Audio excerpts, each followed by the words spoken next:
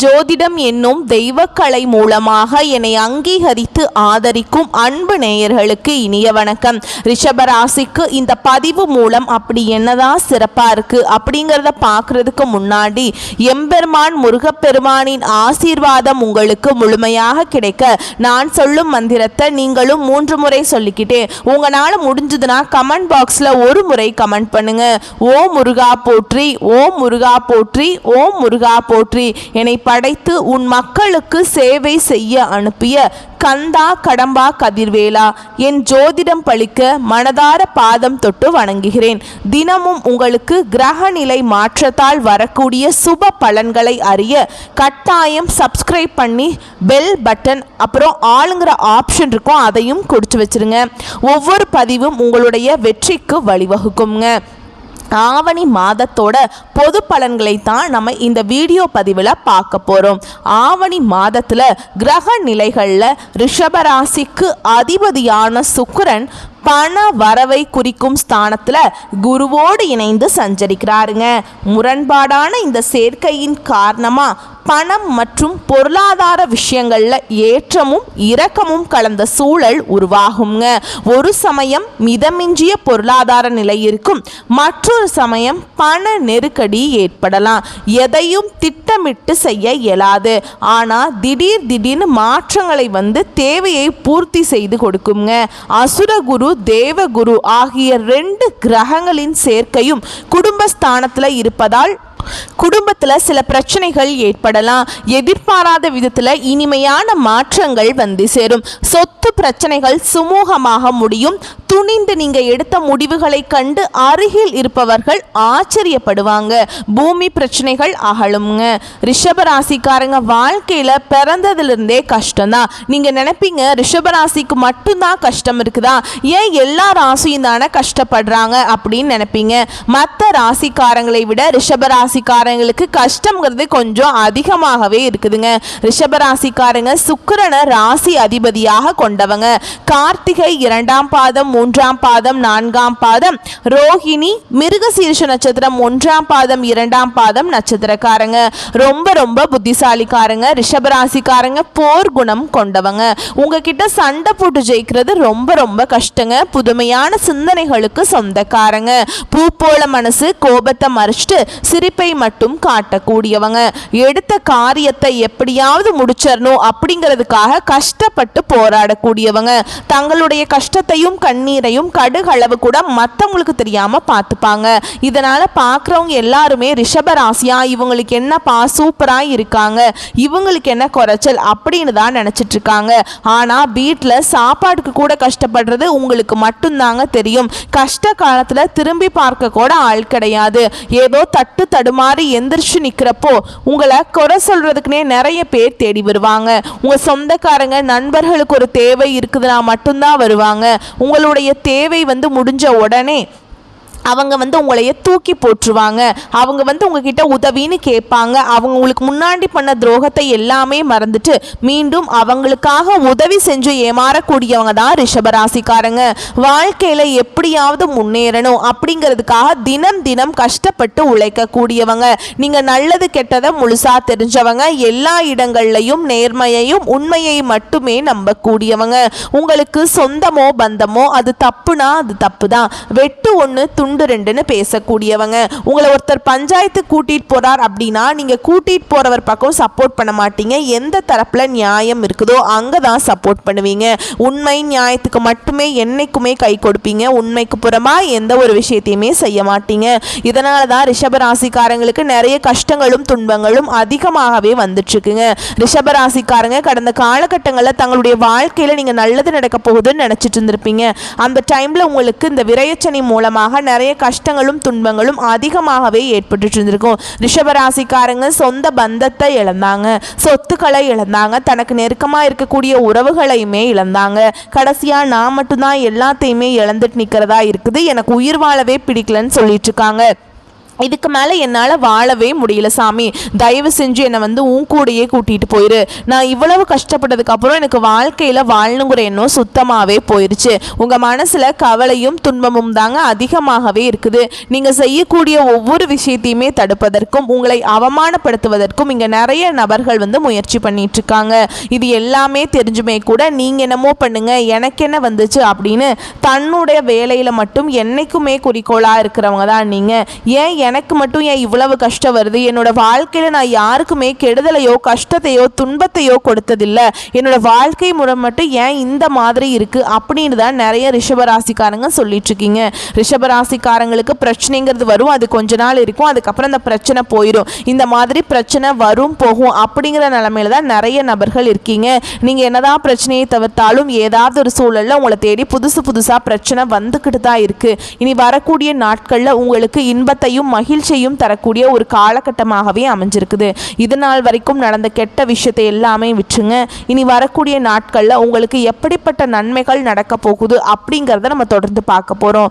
அதாவது பார்த்தீங்கன்னா இத்தனை நாட்களாக சனி பகவான் உங்களுக்கு மைனஸாக செயல்பட்டு கொண்டிருந்ததால் இந்த சனி பகவானுடைய வக்ர பயிற்சி மூலமாக உங்களுக்கு முழுவதும் இன்னொரு 5 மாதங்களுக்கு ப்ளஸ்ஸாக செயல்பட போகிறார்.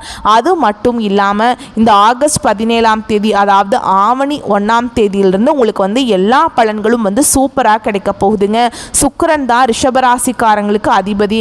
நல்ல ஒரு முன்னேற்றத்தையும் நல்ல ஒரு வாழ்க்கை தரத்தையும் நிச்சயமாக சுக்கிர பகவான் மூலமாக உங்களுக்கு ரிஷபராசிக்கு முழுமையாக கிடைக்க போகுதுங்க. நீங்கள் கடந்த காலகட்டங்களில் எதையெல்லாமே இழந்துட்டு கஷ்டப்பட்டுருக்கீங்களோ அது அனைத்தும் பெறக்கூடிய ஒரு நாட்களாகவே இனி வரக்கூடிய நாட்கள் அப்படிங்கிறது ஒரு ராஜயோகத்தை கொண்டுள்ள ஒரு நாட்களாகவே ரிஷபராசிக்காரங்களுக்கு பார்க்கப்படுதுங்க.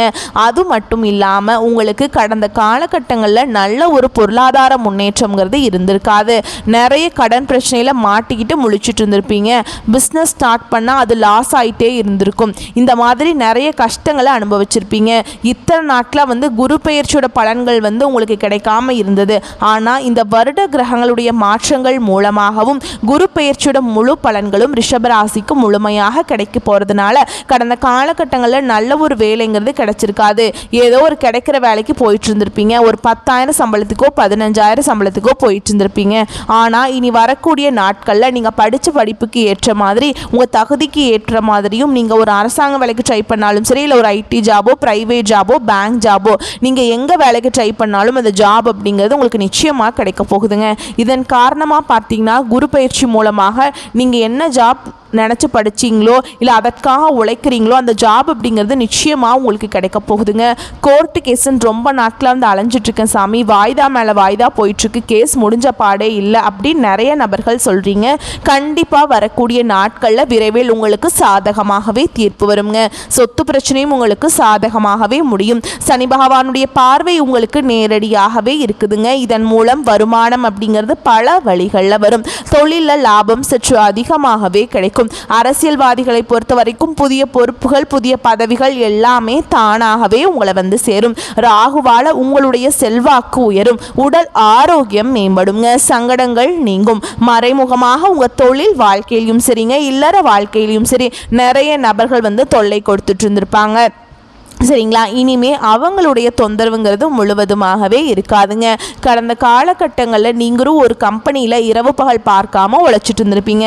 உங்களுடைய சொந்த கம்பெனியாக நினச்சி வேலை செஞ்சுருப்பீங்க. ஆனால் உங்களுக்கு இது நாள் வரைக்கும் சரியான ஒரு அங்கீகாரம் அப்படிங்கிறது நீங்கள் வேலை செய்யக்கூடிய இடங்கள் மூலமாக கிடைச்சிருக்காதுங்க. உங்களுக்கு அப்புறம் வேலைக்கு வந்திருப்பாங்க. அவங்களுக்கு நிறைய சலுகைகள், நிறைய பதவி உயர்வு, சம்பள உயர்வெல்லாம் கொடுத்துருப்பாங்க. அதை பார்த்து ரொம்பவே மனவேதனை பட்டிருப்பீங்க. ஆனால் இனி வரக்கூடிய நாட்களில் உங்களுக்கு சம்பள உயர்வு, பதவி உயர்வு, உங்களுக்கு மேல் இருக்கக்கூடிய அதிகாரிகளுடைய ஆதரவு முதற்கொண்டு உங்களுக்கு கிடைக்க போகுது. இனி உங்கள் வார்த்தைக்கு மதிப்பு மரியாதை கிடைக்கும். அந்தஸ்தில் நீங்கள் எதிர்பார்த்த உயர்வுக்கு போக போகிறீங்க. இனி நினச்சது எல்லாமே நடக்குங்க. தொழில் வியாபார தடைகள் அனைத்தும் விலகும். லாபம் அதிகமாக கிடைக்கும். முன்னேற்றம் உண்டாகும்.